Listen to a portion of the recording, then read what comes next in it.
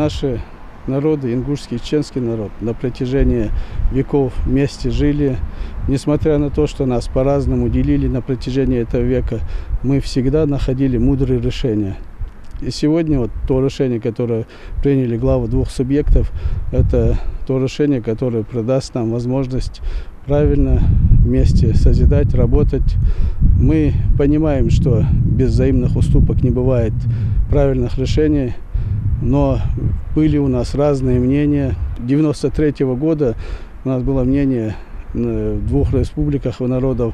Одни говорили, часть территории Ингушетии им принадлежат. Мы говорили, часть территории, начиная до Давыденко, нам принадлежат. Но все эти требования взаимные, мы должны были сесть и правильное решение принять. В 1993 году, когда была возможность у ингушского народа войти тоже на часть территории чеченского, мы этого не сделали. С 1993-го фактически установленные границы сегодня определили.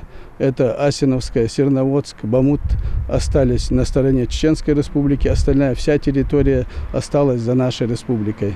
Те решения, которые принимались до этого обеими республиками, они будут аннулированы. И то соглашение, которое подписано, я надеюсь, я уверен, что даст нам и дальше вместе созидать, работать. И административные границы между субъектами нужны, мы все равно никогда не допустим, чтобы и наша территория ушла к ним, и они не допустят этого.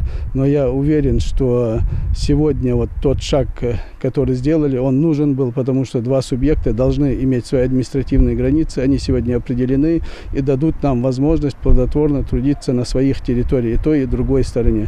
Эти бесконечные взаимные притязания, обвинения не могут быть у двух братских народов. У нас и во все времена хватало мудрости, и сейчас принято правильное решение.